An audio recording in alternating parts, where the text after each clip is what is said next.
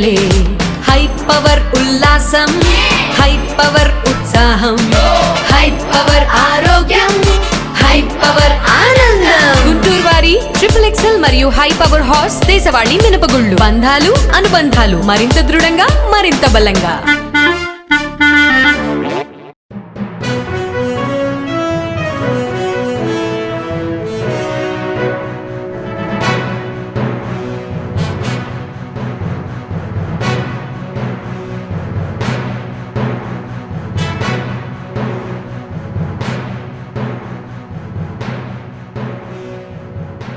నమస్తే, welcome to next J news. ఈనాటి వార్తా విశేషాలు. విదేశాలకు పరారైన నేరస్తుల్ని తిరిగి తీసుకువచ్చేందుకు భారత పోలీస్ విభాగం దోహదపడుతుందన్న అమిత్ షా, అంతర్జాతీయ స్థాయి కేసుల దర్యాప్తు వేగవంతం కోసం భారత పోల్ ఇకపై రాష్ట్రాల పోలీసులు కూడా ఇంటర్పోల్ ని నేరుగా సంప్రదించవచ్చన్న అమిత్ షా, విదేశాలకు చెక్కేసిన నేరస్తుల్ని దర్యాప్తు సంస్థలు భారత్ తిరిగి తీసుకువచ్చేందుకు భారత పోల్ విభాగం దోహదపడుతుందని చెప్పారు.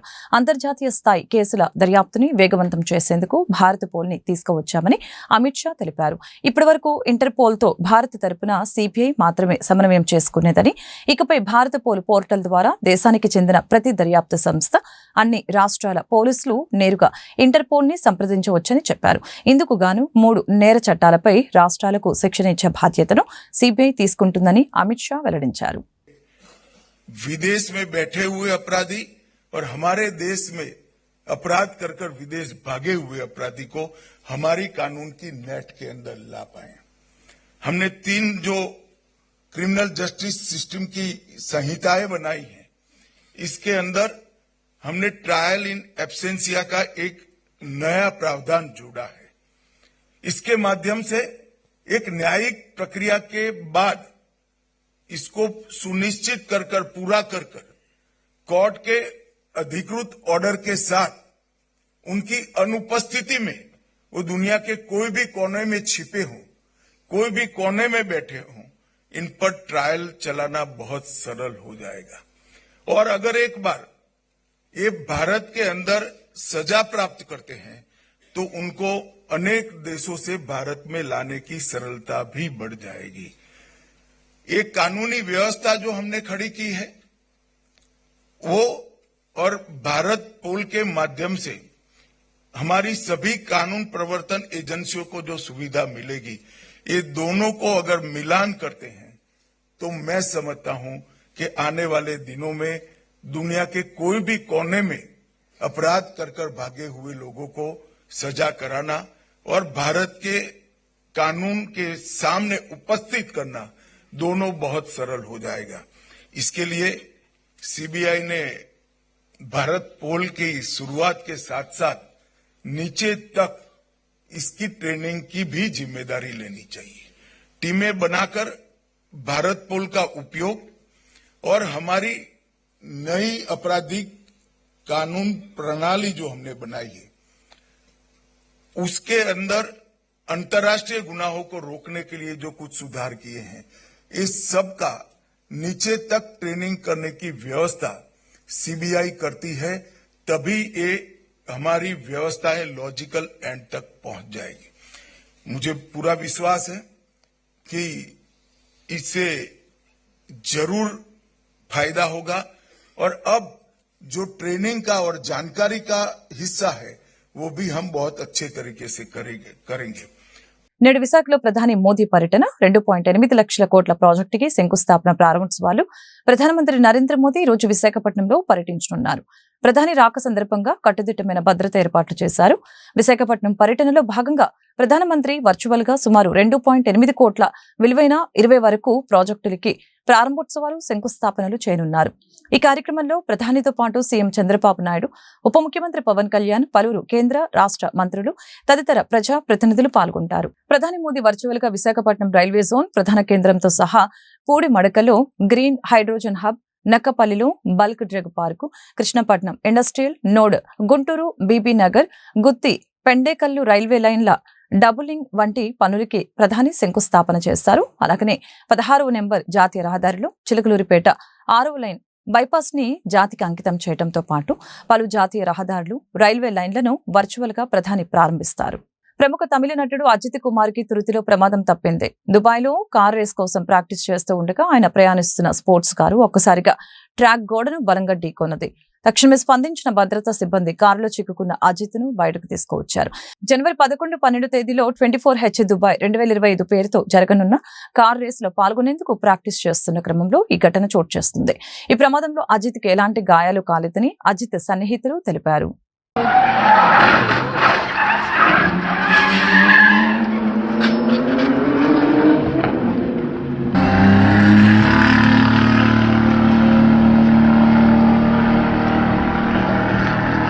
ఏపీ డిజిటల్ టెక్నాలజీపై రాష్ట్ర స్థాయి సదస్సు బుధవారం ఉదయం విశాఖలోని VMRDA చిల్డ్రన్ ఎరీనాలో ప్రారంభించడం జరిగింది. 2 రోజుల పాటు నిర్వహించే కార్యక్రమానికి రాష్ట్ర ఐటీ మానవ వనరుల శాఖల మంత్రి నారా లోకేష్ ముఖ్య అతిథిగా హాజరయ్యారు. ఆంధ్రప్రదేశ్ ప్రభుత్వం software technology parks of India సహకారం అందిస్తున్న ఈ సదస్సులో ITES, artificial intelligence and emergency technologies, electronics, smart and essential technology, medical and health technology, creative టెక్నాలజీపై చర్చలు జరుగుతాయని AP digital technology industry leadership forum convener Sridhar Konaraju తెలిపారు. Our Honorable Minister for ITNC, RTG, Mr. Lokesh Garu, for sparing his time, because we've been seeing he's running a lot of things and a lot of activities, but despite that, thank you, sir, for giving us your time and your reassurance that if industry is coming forward, the government is there to extend whatever it takes to make Vision 2047 a reality. Thank you for sharing your insight on that, sir. And I also like to thank our Honorable MP, Mr. Bharat Garu, for reassuring that your dreams can happen. You are there with an idea. We are there to take the risk. So thanks for that input as well, Bharat Garu. Graphic language in the US is the Telugu community. The highest per capita incoming earning community in the US is again the Telugu community, beating even the Jewish community. This is not to blow my own trumpet. I'm just saying that the seed that was laid by Chandrababu Naidu Garu 25 years ago has borne fruit now over the last decade or so. So, as Gunani Garu mentioned, now it is 2047 vision. And with the policy that is so well written, which is covering so many different aspects, we request all of you to participate. We want you to be a part of this journey. Please help us accelerate.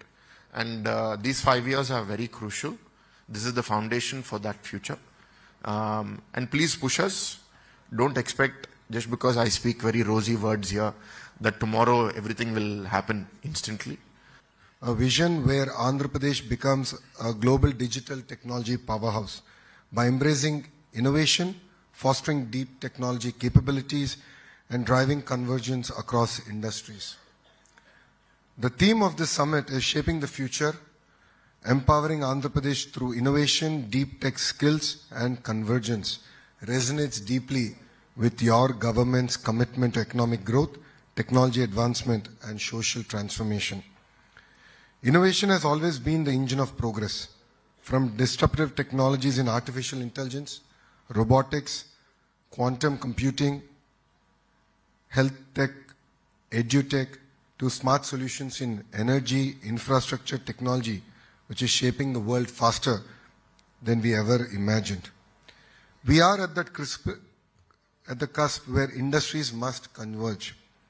IT, electronics, medtech, and smart technologies must come together to work symbiotically to solve our complex social issues and in a very holistic manner. I would like all of you to think about a few examples. How can technology, convergence of technology, fundamentally transform healthcare? I have seen a pilot done by Tata Health in Karnataka, where they're able to use IoTs, they're able to use data effectively, and look at predictive models to predict where the incidence of diabetes, blood pressure, and so on and so forth. Government, the park is, I think, a gleaming example of what a visionary leader can do. And I think it was Mr. Naidu's will that actually saw that park through. And it really supported India during COVID. And I think as Vizagayites, we should be really, really proud of it. Guntur నగరపాలక సంస్థ ఆధ్వర్యంలో ఈ నెల 12వ తేదీ నుంచి 15వ తేదీ వరకు నగర పశ్చిమ నియోజకవర్గ పరిధిలోని ఎన్టీఆర్ స్టేడియంలో సంక్రాంతి సంబరాలు నిర్వహిస్తున్నట్లు నగర కమిషనర్ పులి శ్రీనివాసులు తెలిపారు. మంగళవారం ఉదయం నగరంలోని ఎన్టీఆర్ స్టేడియంలో సంక్రాంతి సంబరాలకు సంబంధించిన పోస్టర్ని ఆవిష్కరించారు. కార్యక్రమంలో నగర పశ్చిమ నియోజకవర్గ ఎమ్మెల్యే గల్లా మాధవి, పలువురు కార్పొరేటర్లు, అధికారులు పాల్గొన్నారు. ఈ వేడుకలలో పాల్గొనేవారు ముందస్తుగా ఎన్టీఆర్ స్టేడియంలో రిజిస్ట్రేషన్ చేయించుకోవాలని తెలిపారు. 15వ తేదీ గెలుపొందిన విజేతలకు బహుమతులు ప్రదానం చేయడం జరుగుతుందని అన్నారు. ఈ సంవత్సరం అంటే కొత్త ప్రభుత్వం ఏర్పాటైన తర్వాత 2025లో ఫస్ట్ ప్రోగ్రామ్ నగరపాలక సంస్థ ఆధ్వర్యంలో వెస్ట్ అసెంబ్లీ కాన్ఫరెన్స్లో ప్రిన్సెస్లో సంక్రాంతి సంబరాలు ఈరోజు షెడ్యూల్ అంటే ప్రోగ్రామ్ సంబంధించిన షెడ్యూల్ ఈరోజు రిలీజ్ చేశారు. దీనిలో చూసుకుంటే 12వ తేదీ అంటే మనకి ఈ సంవత్సరం 13, 14, 15 ఆప్షన్గా సంక్రాంతి పండుగ జరుగుతుంది. అంటే దానికంటే ముందుగానే 12వ తేదీతో మనకి సంక్రాంతి సంబరాలు ఇచ్చింది. 12వ తేదీ ఉదయం 9 గంటల నుంచి ఇక్కడ ప్రోగ్రామ్స్ స్టార్ట్ అవుతాయి. ముగ్గుల పోటీలతో స్టార్ట్ అవుతుంది. తర్వాత మొహిందీ ఆడవాళ్ళ పిల్లలకు మొహిందీ యాక్టివిటీస్ కూడా ఇక్కడ చెకప్ చేయడం. ఇది 12వ తేదీ. తర్వాత 13వ తేదీ ఈరోజు ఉదయం 6 గంటల నుంచి 11 గంటల వరకు ఇక్కడ యాక్టివిటీస్ జరుగుతాయి. తర్వాత ఉదయాన్నే వచ్చినటువంటి అతిథులందరూ కూడా పూర్ణ కుంభము, తర్వాత సన్నాయి మేళంతో మనకి వెల్కమ్ చెప్తూ భోగి మంటలు, తర్వాత గంగిరెద్దుల విన్యాసాలు, హరిదాసులు, తర్వాత మనం ఇక్కడ స్టాల్స్ ఏర్పాటు చేసుకున్నాం, అది ఓపెన్ చేసుకోవడం, అట్లనే భోగి పళ్ళు, ఈ తాడు లాగటం, టగ్ ఆఫ్ వారు, lemon and spoon, musical sides, ఇవన్నీ కూడా మనం మార్నింగ్ 9 to 11 మేబీ కొత్త టైం ఎక్స్టెండ్ అయినా మార్నింగ్ సెషన్లో ఇవన్నీ కూడా మనము ఇక్కడ ఏర్పాటు చేసుకుంటాం. అట్లనే సాయంత్రం 5 గంటల నుంచి 10 o'clock వరకు మార్నింగ్ స్టార్టింగ్ అంటే ఈవినింగ్ తంబోలా అనేది ఒక యాక్టివిటీ కొత్తగా మనం సంవత్సరం దీంట్లో ఇంకాపరేట్ చేసుకున్నాం. ఎందుకంటే చాలామంది ఎంజాయ్ చేస్తారు. తర్వాత సాంప్రదాయ వస్త్ర పోటీలు పిల్లలు, చిన్న పిల్లలకి, తర్వాత చెక్క భజన ఏదైతే ట్రెడిషనల్గా ఉన్నాయో అవన్నీ కూడా ఈ సంవత్సరం మనం ఇంకాపరేట్ చేసుకున్నాం. దానిలో భాగంగా చెక్క భజన, తర్వాత కూచిపూడి, ఫోక్ డ్యాన్స్, తర్వాత డీ డ్యాన్స్, టీవీ ఆధ్వర్యంలో నడుస్తున్న డీ డ్యాన్స్ టీమ్స్. ఇది 13వ తేదీ సాయంత్రం పర్ఫార్మెన్స్. 14వ తేదీ వచ్చేటప్పటికి ఉదయం 7 గంటల నుంచి 10 గంటల వరకు గంగిరెద్దులు మరియు ఎద్దుల ప్రదర్శన, వ్యవసాయ ఉత్పత్తుల ప్రదర్శన, ఇలానే కర్ర సాంగ్ కూడా ఆ రోజు అది కూడా ఇంకా అప్లోడ్ చేసుకోవడం. అదే మరి సాయంత్రం 4 గంటల నుంచి 10 గంటల వరకు కోలాటం, స్టార్ మ్యూజికల్ నైట్, చాలా మంచి ఫేమస్ సింగర్స్ షెడ్యూల్ చేసుకోవడం జరిగింది. తర్వాత కాంతారా యాక్ట్ అంటే కాంతారా మూవీ మధ్య బాగా పాపులర్ అయింది. దాంట్లో ఉన్నటువంటి యాక్షన్ సీక్వెన్స్ తగ్గట్లు ఒక టీమ్స్ ఉన్నారు. మావోయిస్టుల నుంచి ముప్పు ఉన్న నేపథ్యంలో సీఎం చంద్రబాబు భద్రత పెంచారు. స్పెషల్ సెక్యూరిటీ గ్రూప్ లో మార్పులు చేస్తూ నిర్ణయం తీసుకున్నారు. ఈ క్రమంలో సీఎం భద్రత వలయంలోకి కౌంటర్ యాక్షన్ బృందాన్ని జత చేశారు. సీఎంకు ఎస్ఎస్జీ స్థానిక సాయుధ బలగాలకు అదనంగా 6 కమాండోలతో కౌంటర్ యాక్షన్ బృందం రక్షణ కల్పించనుంది. ఎస్పీజీ ఆధ్వర్యంలో కౌంటర్ యాక్షన్ టీం కి శిక్షణ ఇస్తున్నారు. చంద్రబాబు, మీరు మోడీ కోసం ఎదురు చూస్తుంటే ఆయన ఇచ్చిన వాగ్దానాల కోసం రాష్ట్రం ఎదురు చూస్తుంది అంటూ ఏపీసీసీ చీఫ్ వైఎస్ షర్మిలారెడ్డి చురుకులంటించారు. విభజన హామీలపై చేసిన మోసాలపై నిలదీసేందుకు ప్రజానీకం ఎదురు చూస్తుందని వైఎస్ షర్మిల అన్నారు. అలాగని మాటలు కోటలు దాటాయి తప్పిస్తే చేతులకు మాత్రం దిక్కులేదు. 10 ఏళ్లు దాటినా పోలవరం నుంచి చుక్క నీరు పారలేదు. కడప స్టీల్ కట్టలేదు. విశాఖ ఉక్కును రక్షించలేదు. విశాఖకు వస్తున్న ప్రధాని మోదీని, ముఖ్యమంత్రి చంద్రబాబుని, ఉప ముఖ్యమంత్రి పవన్ కళ్యాణ్ కాంగ్రెస్ పార్టీ డిమాండ్ చేస్తోంది. విశాఖ వేదికగా ప్రధానితో ప్రత్యేక హోదా ప్రకటన చేయించండి. విభజన హామీలపై క్లారిటీ ఇప్పించండి. విశాఖ స్టీల్ ప్రైవేటీకరణ లేదని మోడీతో పలికించండి అని వైఎస్ షర్మిలారెడ్డి అన్నారు. ఈ వార్తలు ఇంతటితో సమాప్తం. మరొక బులెటిన్లో మళ్ళీ కలుద్దాం. నమస్కారం.